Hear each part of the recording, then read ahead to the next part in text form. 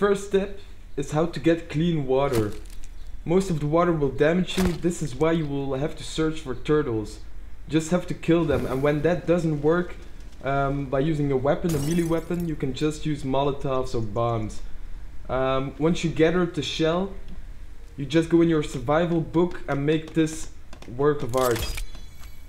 Every time it rains, it will fill up and you will have clean water that doesn't damage you.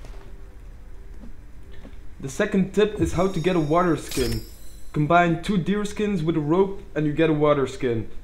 This will allow you to gather water and keep it with you when you go exploring or are off from the camp for a long time. Tip number 3, use spears when hunting rabbits or any sorts of animals like that, because you will be able to stab in front of you and still keep running. This is very important. Tip number 4 is making a pouch. You can do this by combining rabbit fur and I think it's rope, I'm not too sure anymore. But with this you can collect blueberries, and it's for if you're going to explore or anything, you can just eat what you gathered. Of course, there's a cool trick. By combining blueberries and tree sap, you will be able to get blue paint. You can use this on various items like the axe, and you got yourself a blue axe. It just looks cool, it doesn't do anything. Tip number 5 is combining your weapons with other shit. Like for example, if you combine your axe with feathers and tree sap, your axe will swing faster. If you combine it with teeth, your axe will do more damage. As you can see, you see the feathers on the axe. Tip number 6 is, if you have some spare alcohol, combine it with your arrows, combine it with your bow afterwards, and you will have yourself some flaming arrows. This is highly useful against cannibals and other sorts of freaks that you will encounter.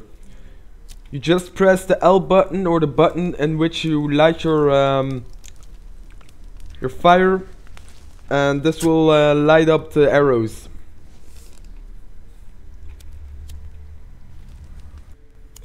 Tip number 7. Since the bone armor update, you will need a lot of bones.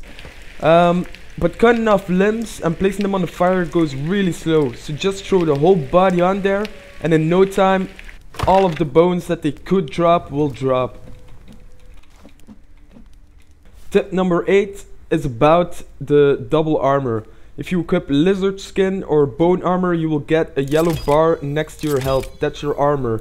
But if you equip deer skin, you will see a rise in the yellow armor, but also get a red bar. So I believe that this is the double armor. Tip number 9. If you're traveling through the snowy mountains, it's best to have some snowshoes. This will allow you to move faster in the snow, so getting away from cannibals will be much easier.